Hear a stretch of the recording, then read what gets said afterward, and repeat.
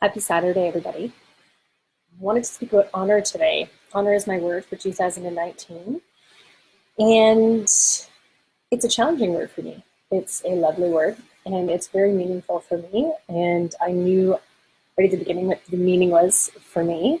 Hey, Jubes! And I know it's going to expand and grow into something that I don't even expect. I'm so excited to see what unfolds. But essentially for me, what honor means, it means to speak my truth. And my truth means doesn't mean the truth, but my truth. So how I'm feeling, what I'm experiencing, what is right for me.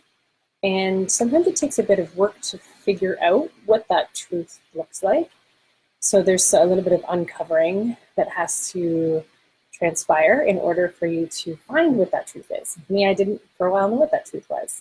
So there was that struggle of like, well, what is my truth? What do I want? What do I believe in? What do I want to do? What do I crave? What do I love and want to keep doing? So that was about speaking my truth. Also saying no and saying yes. So saying yes to the universe about all of the things that I want to do, which also is a thread of speaking my truth, but also saying no to the things that don't serve me. And so that I can let the universe know that those are not the experiences or the people or the things or the places that I want in my life. So the no is a big one because I was a very big yes person. I'd say yes to everything, then I'd get bogged down, I would be overwhelmed, I'd be exhausted, I'd be stressed because I was a people pleaser. I was a people pleaser for most of my life. And I think that stems back to like a very young child. I wanted to please everyone. I wanted to make everybody happy.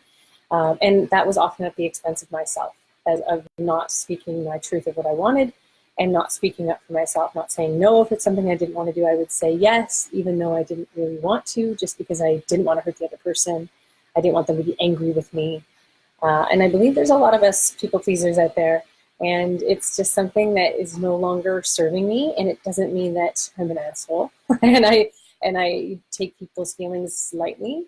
But what I do is that I'm kind, but I'm also more kind with myself, in that I will honor and speak for myself and not worry about what comes up for them. If something triggers something within them, or if they don't like what I'm saying, then they get to just be with that. And I will love them where they're at, but I really need to love myself first and really honor what is resonant for me. This kind of threads into being a bit selfish.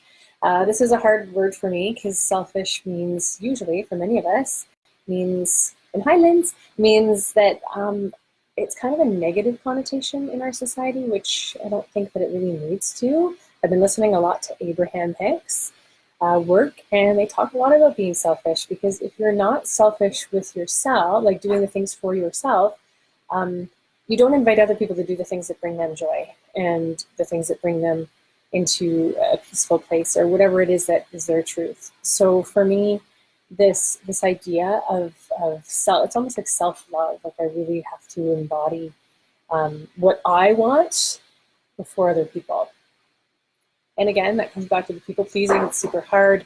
It also, a struggle that I have with that is self-love.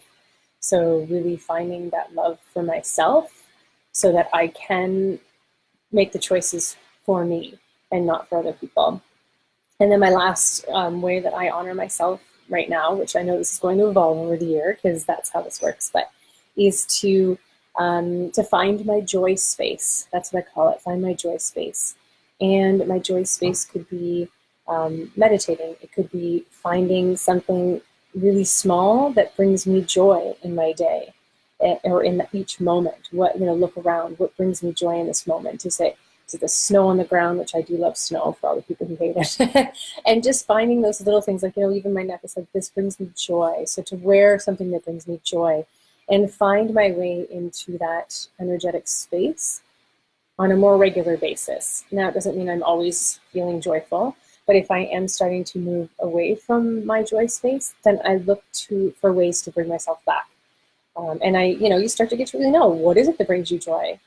Is it a certain, style of music? Is it movement? Is it meditation? Is it stillness? And really make sure that it's not always methods of buffering.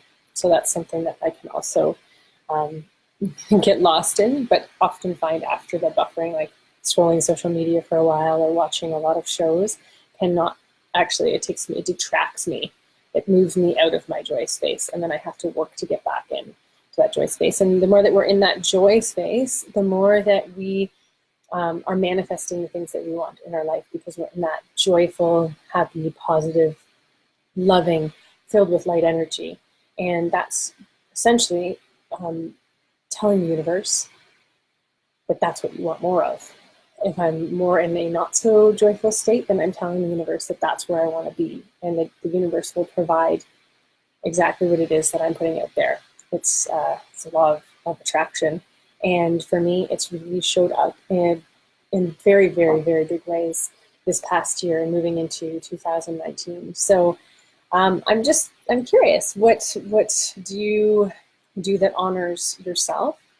And I just would love to hear, because I'm always curious about this subject, and I really have been extra curious about it since it's my word for 2019. And there's something coming soon in the next couple of days where we're going to invite you to an experience where you're going to have a lot of time to find this honoring piece for yourself. And for everybody, it might look a little bit different. And we all have struggles and obstacles and belief systems that we're ready maybe to undo. The people pleasing for me, doing everything or lots of things, most things for other people, not feeling worthy or good enough, lack of self-love. I'm someone who avoids confrontations and arguments. Still, that's a thread that I'm working on. But the more that I do that and speak my truth, the more that I move into this space of honoring myself. And as I honor myself, this is a really cool piece, and the thing that really has hit home for me, as I honor myself and as I continue to nurture and embody this energy of self-love and care and just being me and authentically me, is that it invites my children or other people that I care about and love around me to do the same. So they see me taking care of myself, they see me honoring me and speaking my truth and being authentic, and then it invites them to do the same. And I feel like if I don't do that, then I'm holding them back and holding the whole planet back. And that's just something that I knew that I wanted to really move into, and I'm just not willing to not honor myself anymore.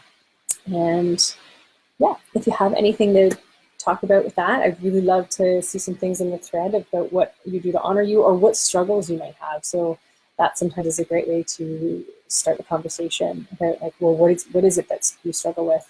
What is it that is a challenge for you? Because I suspect that many of us have the same challenges.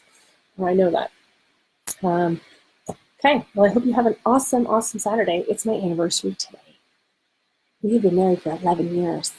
Amazing. We're having a great day. James is making some vegan sausage. He's the best. It's going to be delicious. Yes. Thanks, my James. Oh, you are so amazing too. I love you so much. And yes, I'm going to enjoy, we're going to have pakoras for dinner too. So excited. I love vegan food. It might be crazy for some of you to hear that, but it's seriously amazing. I highly recommend. Okay, sending you all love today. Have a good one. Bye.